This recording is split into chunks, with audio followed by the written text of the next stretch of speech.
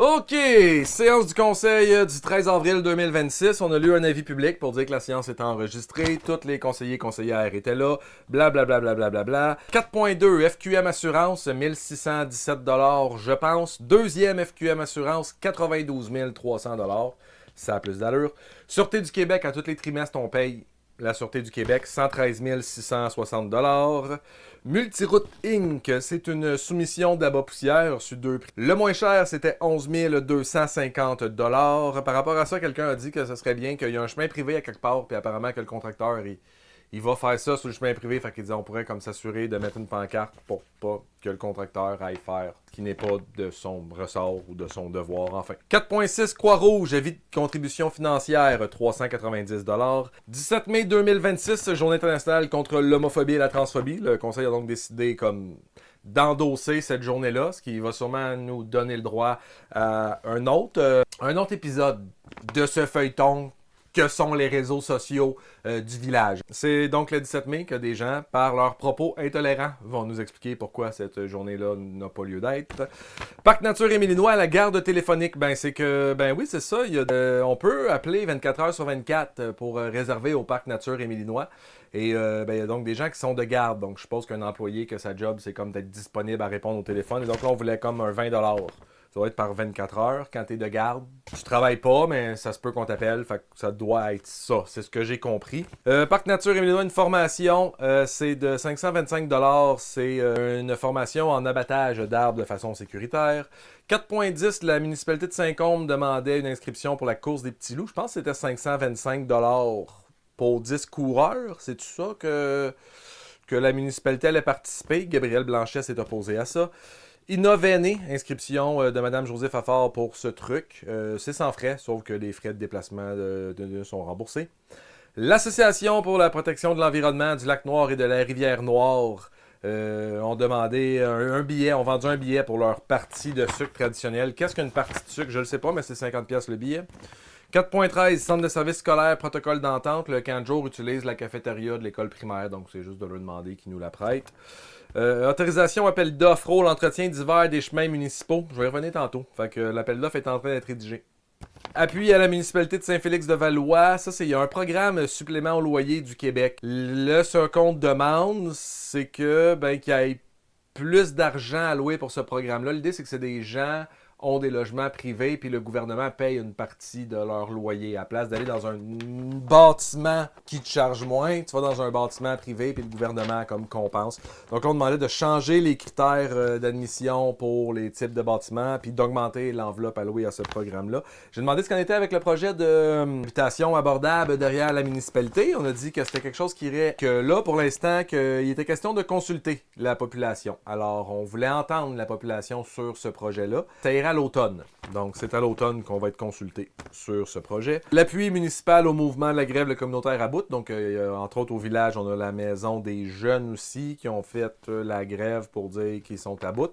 La municipalité les appuie. Autorisation de paiement pour le 194 rue du Pont, le deuxième paiement, donc 19 950 $. Et au point 4.18, démission de M. Jesse Wood.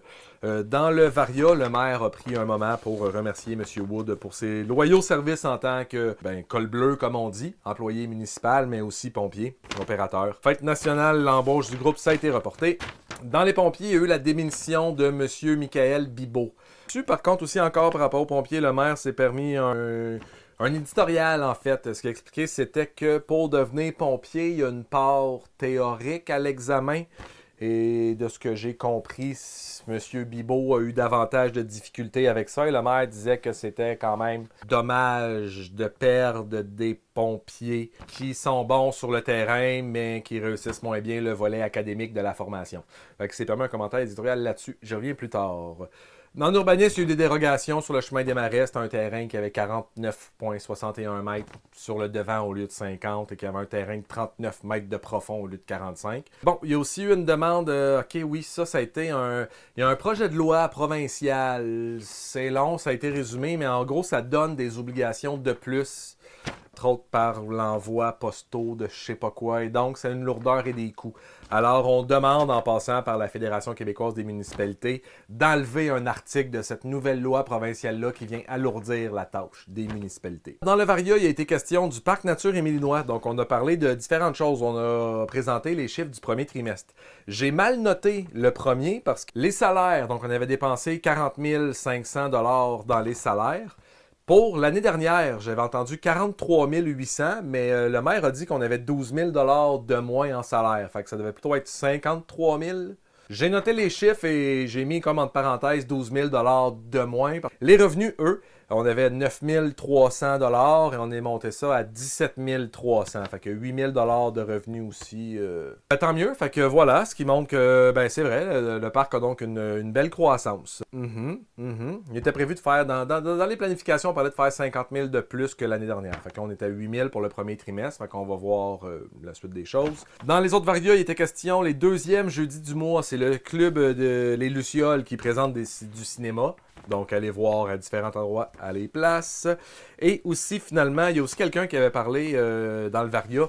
Il avait parlé le 28 mars, il y a eu le show à l'école primaire, le Ben, la vieille école. Un show bénéfice encore pour l'école. Apparemment que c'était un très bon spectacle, un bel événement, du monde bien investi. Alors, il y a un citoyen qui tenait aussi à mentionner ça. Le maire a fait oui, c'est vrai, je l'oubliais. OK, les questions, allons-y. La bonne partie. Alors, quelqu'un parlait des 4 roues qui peuvent se rendre au yurt. Qu'est-ce qu'il y en est? Ben, il a dit, on n'est pas fermé à l'idée d'avoir des 4 roues qui vont au yurt. C'est l'enjeu du stationnement. Fait qu'on va analyser ça cet été. Ensuite, moi, une question que j'ai posée, dans les dépenses, il y avait Architecture Casa, puis eux, c'est ceux qui surveillent la construction du 194 rue du Pont. Puis on avait déjà comme payé un pour qui... Mais ce que j'ai compris, c'est que la soumission a été acceptée, fait qu'on l'a dit en procès-verbaux, la soumission est de temps, et à chaque mois, ils reçoivent le versement. Fait que c'était pas de l'argent de plus, c'était pas un nouveau contrat. Le budget total a été voté et on le donne par petits morceaux, c'était là venait ça. Bon, par rapport aux pompiers, quelqu'un a quand même dit, là, si on regarde, on avait quasiment 16 000 $ de dépenses d'entraide des municipalités de l'extérieur. 2 pompiers qui démissionnent. Alors là, quelqu'un a dit, on a-tu quelque chose, tu sais, c'est comme... Ce qui a été dit vite, c'est pour ça qu'il y avait l'étude pour la régie intermunicipalité, pour comme gérer ça autrement. Le problème, c'est qu'ils espéraient que ça se fasse avant les élections. Il y a eu des choses qui n'étaient pas claires, donc ils ont réengagé la firme. Donc là, ils regardent, mais là, il y a eu les élections. Fait que ça s'en vient, mais on n'a pas. Y a-t-il un échéancier, quelque chose? Pas vraiment. On espère qu'on va arriver avec un... Mais là, c'est une étude de faisabilité. C'est pas faire la régie. Je pense que c'est plus d'analyser si c'est faisable. Fait qu'on d'ici la fin de l'année, on espère que ça va être fait. Pour ce qui est de former les pompiers, une chose qui a été bien dit, c'est que maintenant, l'école secondaire L'Érablière va offrir pour les élèves du secondaire en 4 et 5 une option pompier. Donc, tu prends ce cours à option-là et quand le cours finit, tu as ta formation de pompier. Donc, ça va te permettre de former des pompiers plus jeunes pendant l'année. Le chalet bleu, donc quelqu'un était revenu aussi. Quelqu'un demandait souvent quels étaient les coûts du chalet bleu. On a eu les chiffres. Le coût total, c'est 486 021. Chose qui est à noter, le chalet avait été racheté pour 99 000, mais ça incluait le chalet, le terrain et 2 autres terrains adjacents. Donc lorsqu'on parle de juste ce projet-là, on calcule 67 000, soit le coût de la maison et le coût du terrain. C'est une petite précision que j'ajoute. Puis ça inclut aussi le 21 000 d'extra qu'il y a eu. Il y avait eu des choses qui ne marchaient pas, fait qu'on a dû mettre un 51 000 d'extra. Pendant qu'on est là par rapport au chalet bleu, ouais, je vais en parler. C'est ça, quelqu'un avait demandé l'avancement des travaux, qu'est-ce qu'il en était. Fait qu'on dit qu'on est dans un bon, ça va bien. Les choses se font bien. Quelqu'un m'a demandé, c'est ça, si le contracteur était comme maître du chantier, chef d'œuvre, je sais plus c'était quoi le terme exactement. Il y a eu des questions à savoir, est-ce que comme s'il y a des imprévus ou qui est responsable ou comme... Puis là, ce qu'il disait, c'est qu'il y a une pompe dans la maison, puis là, il y a du monde qui ont dit on est allé voir, puis la couverture coule, fait que là... C'est ça, fait qu'il était question de est-ce qu'il allait avoir d'autres imprévus, mais comme là, on disait que tout avait été ouvert. Des réponses que je comprends qu'on me dit non, tu sais, le contracteur, il est là, il a soumissionné un tel montant pour accomplir tant, fait que comme... Mais là, s'il y a de l'eau qui rentre, je veux dire, c'est pas... Mais bon, en même temps, comprends que c'est difficile. Là. Moi, c'est ça, j'avais demandé aussi, tu sais, comme c'est quoi les garanties? Parce que, tu sais, quand c'est neuf, à la limite, tu sais, c'est supposé avoir l'air de quoi? Quand c'est rénové, t'es comme, mettons, comme là, t'as de l'eau qui rentre dans la cave, tu sais, je veux dire, peut-être que ça a toujours été comme ça, mais là, c'est ça, fait que s'il y a une pompe pour l'eau, je veux dire, c'est comme, c'était comme ça avant, mais est-ce qu'il faut comme qu'il le corrige ou pas? Je sais pas trop. Une question sur la protection des bandes riveraines, quelqu'un disait ça, qu'on avait fait beaucoup de sensibilisation, mais qu'il y avait des gens qui ne respectaient pas certaines choses, donc est-ce qu'il était question de surveiller davantage? Il était question que c'est très difficile de recruter des gens qui font cette surveillance-là. On demandait s'il y avait lieu que la sensibilisation soit terminée. Peut-être d'utiliser d'autres manières pour que les gens, genre, peut-être des mesures plus coercitives, des amendes, ou je sais pas trop c'était quoi, mais on demandait s'il était temps, est-ce que la période de sensibilisation était terminée, tu sais. C'est à quoi on a répondu, peut-être. Oui, un chargé de chantier. C'est ça le mot.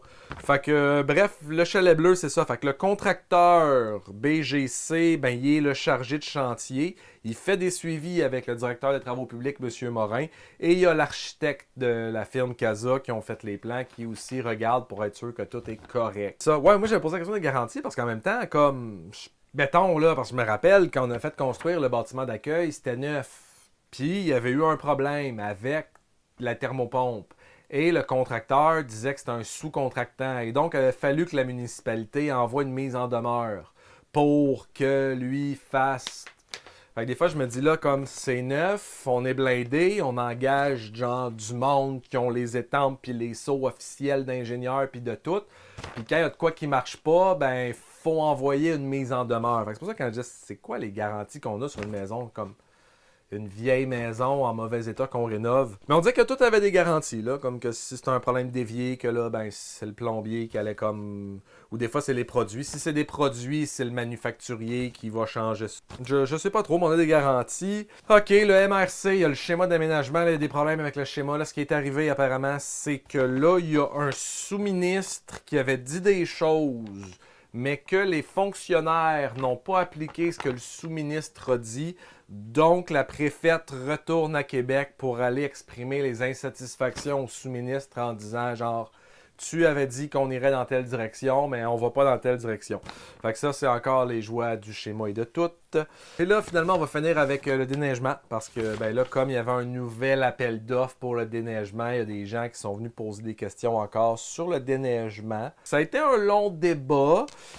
Ce que les citoyens exprimaient, mais en fait, c'est ça. Fait que là, il y a des citoyens qui demandaient comme que le contrat soit mieux appliqué.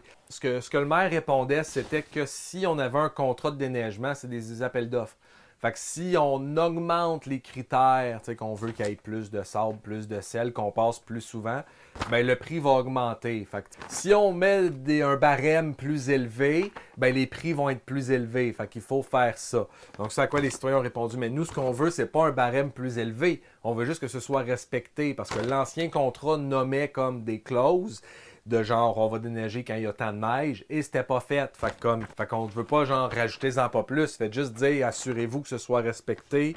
C'était une longue discussion. Ce à quoi après ça le maire est revenu en disant que ben sur le lot de plaintes de la municipalité, il y avait 3 citoyens puis que c'était les 3 dans la salle qui habitent sur la même rue, qui est une rue qui est loin sur le territoire, tu sais, fait qu'il disait c'est eux qui sont déneigés en dernier, mais là, ils disaient oui, mais en même temps, il y a aussi la feuille d'érable où l'autobus n'était pas capable de monter. Fait que, il y a des enjeux de sécurité. C'est à quoi le maire était d'accord aussi. Là, il n'est pas contre le fait que... Mais c'est ça, ce qu'il disait, c'est que c'est souvent, il dit, on a eu 4 plaintes, il y a eu une personne qui m'a appelé sur le Grand Belleuil. Bref, en tout cas, j'en profite pour vous dire de faire des plaintes. Fait que vous voyez quand même que ça a un impact. En fait, ça dépend. Si vous êtes toujours les mêmes, en fait, c'est ça. On voit que si c'est toujours les mêmes qui font les plaintes, ça a peut-être moins d'impact, mais quand il y a des nouvelles personnes qui en font, ben là, ça outille quand même mieux. Fait que ça a été pas mal ça, l'enjeu du déneigement qui a été dit. C'était ça. Ben voilà, on se revoit bientôt, bye.